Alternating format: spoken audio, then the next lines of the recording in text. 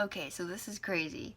So I am messing around on my YouTube playlist, and I saw this one video, Box of Journals, and like I've actually destroyed most of these journals that are in this video because as I was preparing to move to Alabama to get married, I thought I don't want to physically hold on to these. And I realized that I didn't need to hold on to them. And that was when I painted the artwork Freedom from Memory. And I don't know where it is off the top of my head. It's in a box somewhere and it's late. I don't want to make noise. And it's dark. But it's of these 3 cardboard boxes kind of bobbing in the ocean. And I just love that. And anyways, so this is 2013 when I filmed this vlog, Box of Journals. And I just clicked through just because, there's so much sentimentality to me in, these books that contained this detailed me trying to remember my life. And then I finally realized I don't have to remember my life. It's okay. It's totally okay. And so I clicked through, and then I realized I don't want to watch this. I don't want to look back. I don't want to distract myself. As Edna from Pixar says, I never look back, darling, it distracts from the now. And never is a very strong word, but I look back less than I used to, because I used to look back a lot and all the time, or obsessive about the future, and I struggled. I have struggled, still do struggle to live in the now. Sorry, I'm obsessing about my post-it notes on the back of the wall, wondering if there's personal information on them that I don't want you to know about, and we're fine. We're fine. So, look at this face. This is, oh my gosh, this is from March 19th, 2013. I'm filming this March 20th, 2020. So, exactly 7 years later, look at how tired this sweet baby is.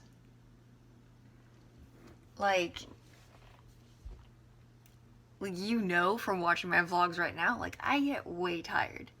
Actually, I don't know what's wrong with me right now. It's 3 a.m. and I fell into fashion YouTube and just watching Kim Kardashian talk about wearing this beautiful rose maternity dress to her first time at the Met Gala and being called a couch compared to a sofa. But hearing her talk about it so positively just made my night, and I just fell down celebrity skincare YouTube, and oh my gosh, I forgot her name. What was the video that I watched that was actually super inspiring? I saved it to my favorites. I never save things to my favorites. Okay, here we are.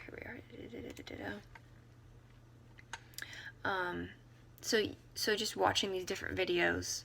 Okay, here we go. Watching these different videos of women analyze their past looks. And I watched Cher talk about her past looks, and that was interesting. It was a learning experience it always says so much about a person and the way they analyze how they look back. So, Brooke Shields, the way that she talked about her old looks, and her old looks, all of her looks, oh my gosh, they were so classy, still are. I would totally wear the red dress that she wore, and the 2 last ones that she wore, especially, oh my gosh, the navy blue, the royal blue. I would totally wear that dress. I would fuss with the skirt a little bit. But anyways, the point remains, it was very, very classy. And so there's one picture where she's wearing a crop top, and she says, I can't show this picture to my daughter, otherwise I won't be able to tell her that she can't wear it. And it was just, it spoke so much about her values, and I was just like, oh. And then I watched Liv Tyler's care routine, and Liv Tyler is 40. And she will always be Arwen to me. That's how she is to culture.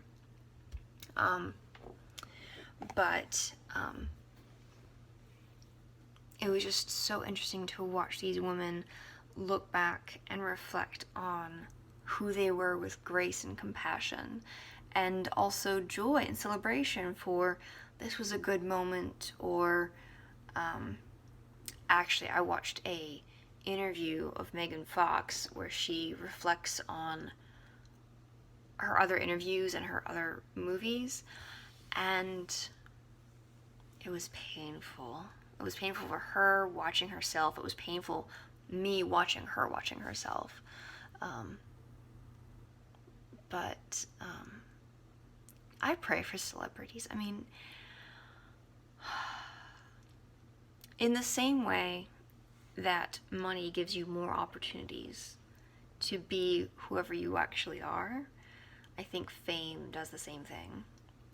And I've heard both Megan Fox in that interview talked about how she doesn't believe that anyone is ready for fame. And then I watched an interview of Julie Andrews, Jennifer Aniston, and Reese Witherspoon. And they all agreed that Jennifer Aniston was the only one who had some level of heads up, like, you're going to be famous, and go and enjoy this last night of anonymity. And that's just like... And then watching the interview of Billie Eilish, you know, just in the transition of like, maybe I can be anonymous at Trader Joe's, and she's like, no, I don't even think about going out now. I'm just like, oh my gosh. Anyways, it's just really interesting to watch the self-reflection. And yeah, I pray for celebrities. So anyways, this is self-reflection on self-reflection. And it's just so interesting to me at how at 2013, I was already so tired. And in this phase of life,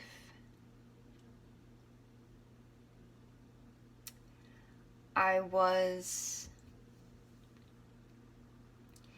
at the end of, I'd already left my job at the shoe store, and I'd been at Banana Republic for a year, and Banana Republic was about to close. They may have already had, I forget. No, it had already begun to close because I was job hunting. The one before this is job hunting. Entertaining is trading is so silly and cute. Awkward, oh my gosh.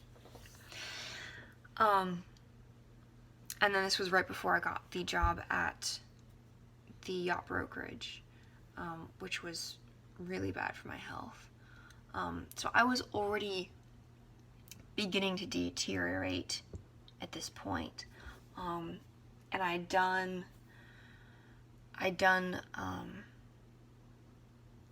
a year of New Jersey Preacher Girl at this point. I'd been doing it every single week. Like, I would film during the week, and then I would film on Saturday or something. I would stay up late Saturday night working on it, and then I would get up at 5 in the morning and finish editing and publish. I did that every week for about 6 months-ish. And then I went to every other week, and then I gave it up. But I had an hour of finished comedy at the end of it. And I learned so much about editing. But my laptop was dying, and so I couldn't give it up. And it gave me so much joy to realize that I could push myself and, you know, really focus on the things that I wanted to do and to learn. New Jersey Preacher Girl was one of the things I was most proud of. It was just so out of the box and all that. I'm really thankful that God gave me the perseverance to be very, very determined about certain things. There were a lot of things in life that I was really passive about, but I was really determined not to go to college unless I knew what I was going for, and I was very determined to do something with my dancing.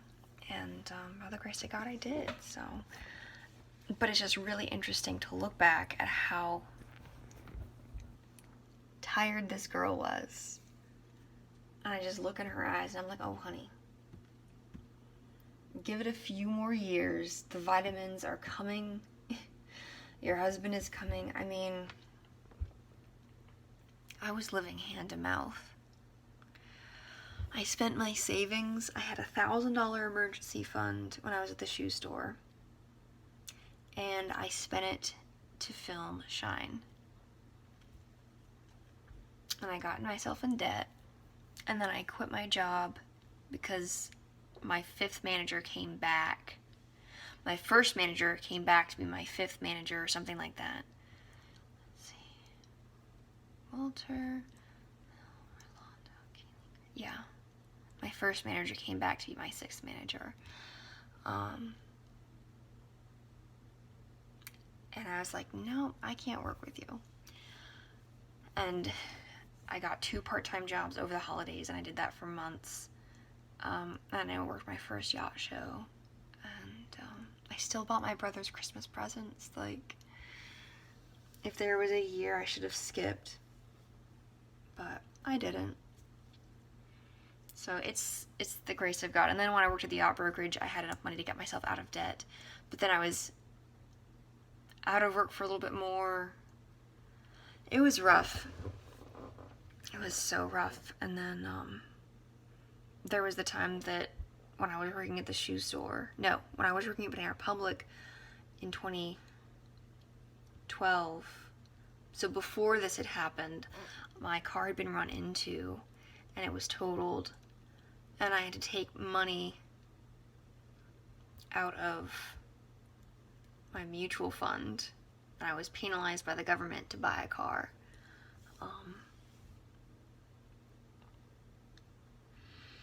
I mean, it was the best option I had, and I'm glad I did it. I have no regrets. I bought the car with cash. I had the cash. The only money that was left in there was the money that I had been saving that entire time. So the money I took out was the last of my parents' launch fund money. And I don't take that for granted, because if they hadn't saved that up for me, I wouldn't have had that as an option. And like, my parents worked really, really hard. And I mean, they stressed out over money so much so that they could prepare us as well as they did. I was stressed out of my ever-loving mind. That's what I'm trying to say. Even with God's blessings.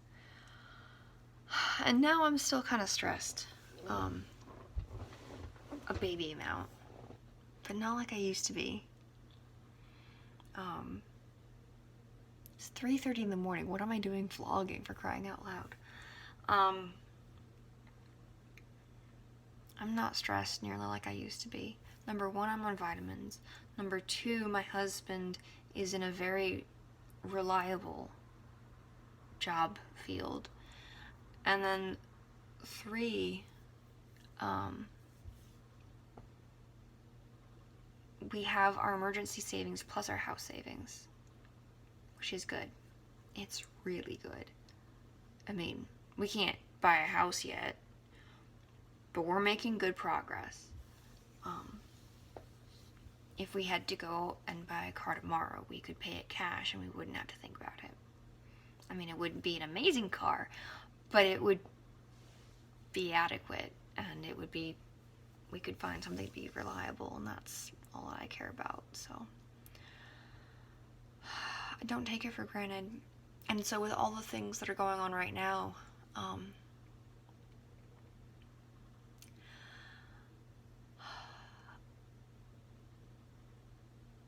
in the past day or two, I've had a couple times where somebody would use their debit card and it wouldn't have money on it. Or they would joke like, oh, they're asking me if I want cash back, but I don't have money in the account. So that's so funny of them assuming that I have money. And just, I remember living like that. And that was so hard. And I remember using my credit card to just get by, and thankfully I didn't pay a lot of interest on the card because I was able to keep up on it for the most part. But it's really, really hard. And so with everything that's happening right now, with the economy, I know that, like, Ben and I were sleeping good at night. I mean, him right now, not me, obviously. He's gonna watch this vlog at like 8, 9 tomorrow morning on double speed, because double speed. He and I are sleeping at night because we have savings and we're in a secure job field. He can work from home, he can work remotely, he can work on software for anyone in the world, right from his living room on his high-tech computer with high-speed internet. And I can do my art. The only thing I really am anxious about is doing my artwork, but I vlogged about that 2 vlogs ago, so you already know about that, making progress. That's not the case for lots of other people. Like, New Orleans is a tourist town. If people don't show up, that's their livelihood. Adam Ford tweeted a thread about he believes this is going to have long-term ramifications for the economy. And I read it to Ben, and he agreed. And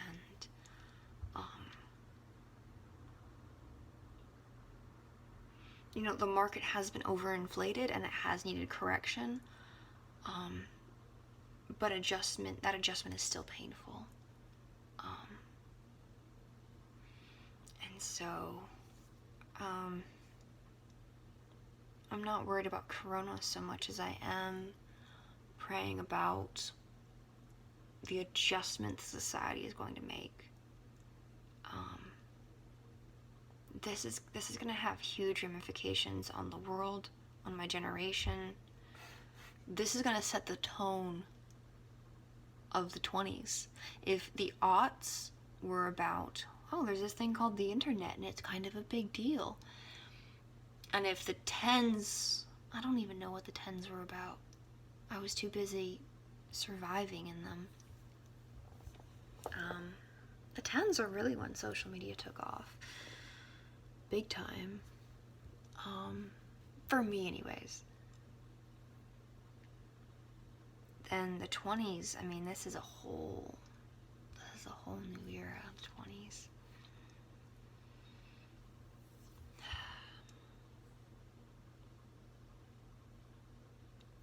But there's 2 things that are very comforting.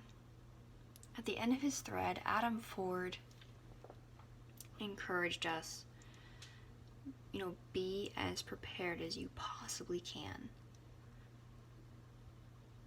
And do everything you can to help others who didn't prepare. And it is very much of the mindset of the proverb, the wise man sees trouble coming and prepares ahead of time, but the foolish man, the simpleton, walks ahead into danger. And not having a savings account is walking into danger. Just point blank. So, well, there is that. At the same time, God is still on the throne, and there is still so much grace and mercy and goodness from God. And in Jeremiah 30, where I've currently been camping out, there's also a verse that says, my people shall be satisfied by my goodness. That puts it all into perspective. So, I think one of the reasons that I'm so hopeful and optimistic, I mean, I joined the workforce full time during 2008 when the last crash was going through the system. So, this is almost normal to me? No, it's not normal to me. what am I trying to say? I'm trying to wrap up this video. What I'm trying to say is that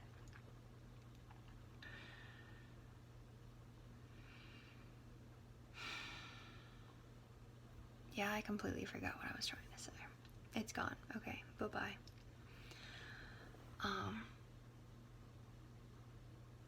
Because I've already been through hard things, because I've been through 2004, which was my own personal crises, because I've been through the challenges of 2008 and my personal crises of 2012 and just all the things and the stuff, and overcoming a lot of my personal traumas and getting to a place where my OCD doesn't bother me to the point where I can have my hair next to my face. You guys, I'm compiling a plant vlog because I'm planting up some stuff for church, and you can see my hair. My hair is just next to my face, and it's soft and fluffy, and it's amazing. And I could never do that before because it bothered me too much. It's weird. My hope for the future is dependent on the fact that my hair doesn't bother me because I don't have OCD. That sounds really weird. What I'm trying to say is that I should go to bed. What I'm trying to say is that we have to remember the provision that God has given us in the past as we take each day at a time and look forward in the future. Because that is what strengthens our faith and strengthens our hope in His character and everything that's going to happen. My name is Meg. I love my Jesus, and I believe in living inside out. Now it's your turn. Go live it.